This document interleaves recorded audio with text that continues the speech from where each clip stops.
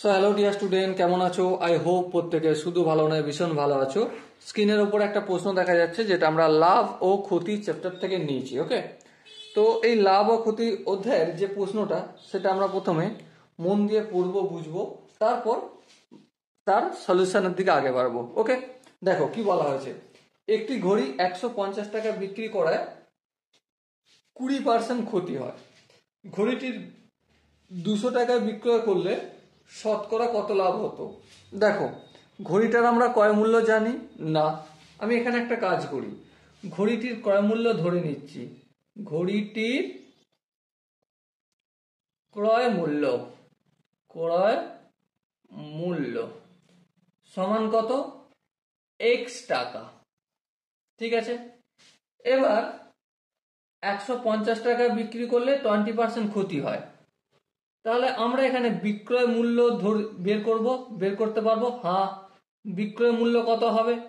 যেহেতু ক্ষতি হচ্ছে সেহেতু এক্স মাইনাস কত ক্ষতি হচ্ছে? এক্স এর 20%। হ্যাঁ ঠিক, আমরা ক্ষতির সময় কি করি? লাভের সময় যোগ করি, আর ক্ষতির সময় কমবে, ক্রয় মূল্য থেকে কমবে। কতটা কমবে? 20% কমবে ক্রয় মূল্যের, সেটাই করেছি। এবার দেখো, এক্স মাইনাস এক্স এর পরিবর্তে ইন্টু চিহ্ন, তারপর 20%-এর জায়গায় 20 লিখলাম, আর পার্সেন্টেজের জায়গায় চিহ্নটা তুলে 100 লিখলাম। এবার এখানটা যদি ক্যালকুলেশন করো তোমরা প্রত্যেকে দেখতে পাবে 80x/100 হবে। এবারে এই শূন্য কেটে গেল, 4 দুগুণে 8, 5 দুগুণে 10। সো কি পেলাম আমি? 4x/5 টাকা। তাহলে বিক্রয় মূল্য কত হলো? 4x/5 টাকা। এটা আমার বিক্রয় মূল্য যখন এক্স টাকা ধরছি তখন পেলাম। এবারে বইয়েতে বিক্রয় মূল্য কত দেয়া রয়েছে? আমাদের বইয়েতে বিক্রয় মূল্য দেয়া রয়েছে যখন 20% ক্ষতি হয় তখন 150 টাকা। তার মানে 20% ক্ষতিতে বিক্রয় মূল্য 4x/5, এটা এক্স ধরে আমরা নির্ণয় করেছি।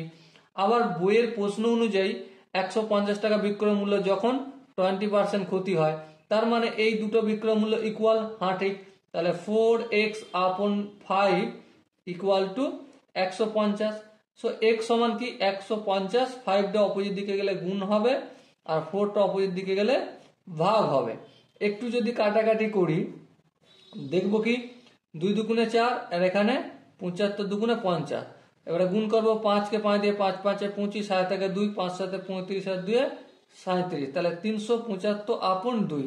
এবার 375 মানিয়ে এটা আমি 1 আর 8 দুগুণে 16 ও 7 দুগুণে 14 ও দশমিক 5 দুগুণে 10। হ্যাঁ দেখো, 5 দুগুণে 10 0, 7 দুগুণে 14 15, 8 দুগুণে 16 17, আচ্ছা 2 1 2 3। হ্যাঁ ঠিক আছে, তার মানে এক্স কত পেয়েছি আমি?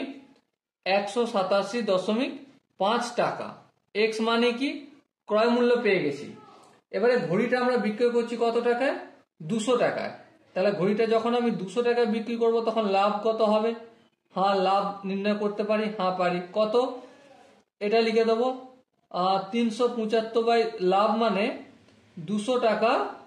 আরে এভাবে কেন? 200 মাইনাস 187.5 বিক্রয় মূল্য মাইনাস ক্রয় মূল্য। সো কত হবে? 200 থেকে 187 বিয়োগ করলে 13 হয়, কিন্তু এখানে 0.5 আছে, তাই আরেকটু কমবে, 12.5 হবে। এত টাকা। তোমরা একটু ক্যালকুলেশন করে নিতে পারো নিজেরা। ওকে, এবার দেখো, এটা যদি শতকরা দেখাতে হয় তাহলে আমরা প্রথমেই একটা ডিভাইডের চিহ্ন দেবো। উপরে কাকে লিখবো? উপরে লাভকে লিখবো 12.5, আর নিচে কাকে লিখবো? যার সাথে তুলনা করা হবে। কার সাথে তুলনা করা হচ্ছে? 187.5 ক্রয় মূল্যের সাথে। তাহলে ক্রয় মূল্য লিখলাম। এবারে এটাকে যদি একটু ক্যালকুলেশন করি, 125 লিখলাম, আর দশমিকের জন্য 1, আর তারপর একটা শূন্য বলে একটা সংখ্যা বলে একটা শূন্য, আর এখানে 1 8 7 5, দশমিকের জন্য 1, তারপর একটা সংখ্যা বলে একটা শূন্য। ওকে, এবারে যদি ক্যালকুলেশন করি, 125/10 ইন্টু 10/1875। এবারে এই 10 কেটে গেল। এবার 125 আর এখানে 1875, কিছু নেই মানে 100 এক গুণ আছে, তাই না? আর এক গুণ থাকার অর্থই হচ্ছে 100/100। এবারে এই 100টা কিছু করব না, কেন কিছু করব না জাস্ট একটু পরে বলছি। তার আগে এই 1875কে যদি আমি 25 দিয়ে কাটি, কাটাকাটি যাবে? হ্যাঁ কাটাকাটি যাবে। দেখো একটু ভাগটা এখানে আমি করে নেবো, না হলে বুঝতে অসুবিধা হতে পারে। 25 দিয়ে কাটছি, 185, 185কে আমি 7 লাগালাম, 7 লাগালে 175 হয়, 5 কদে 7, 2 দিতে, আচ্ছা 7 কদে 8, 1 দিতে 5, বাস। তাহলে যদি আমি 25 দিয়ে কাটি তাহলে এখানে হবে 75, আর এই 25 দিয়ে কাটলে এখানটা হবে 4, 4 25 100, তাই না? ফের যদি 25 দিয়ে কাটি এখানটা হবে 3, আর এখানটা যদি 25 দিয়ে কাটি 5 25 125। দেখো 4 5 20, 20/3। এবারে এই 100টার বদলে আমি পার্সেন্টেজ চিহ্ন দিতে পারি? হ্যাঁ দিতে পারি। কেন? স্কুলে যখন আমাদের 76% নাম্বার দিত, তার মানে কি 76/100, তাহলে ডিভাইডেড বাই 100টা আসতো এই পার্সেন্টেজ চিহ্ন তোলার জন্য। হ্যাঁ ঠিক। তাহলে এই ডিভাইডেড বাই 100টা তুলে পার্সেন্টেজ চিহ্ন আনতে পারি? হ্যাঁ আনতে পারি। জাস্ট সেটাই করেছি, আর তো এক্সট্রা কিছু করিনি। এবারে 20/3 লাভ, তার মানে কি এটা 318, 6 পূর্ণ 2/3, এটা লাভ বলেছিলাম এটা। হ্যাঁ এটা লাভেরই ভগ্নাংশের রূপ, আর এটাই হচ্ছে লাভেরই পার্সেন্টেজ রূপ। সো ডিয়ার স্টুডেন্ট, এবার দেখো এখানে যে অপশনগুলো রয়েছে তার মধ্যে কোন অপশনটা ঠিক হবে? অবভিয়াসলি এখানে অপশন বি যেটা লেখা রয়েছে 6 পূর্ণ 2/3, ওটাই হবে আমাদের সঠিক আনসার। ওকে, আই হোপ প্রত্যেকে এই কোশ্চেনের কনসেপ্টটা বোঝা গেছে।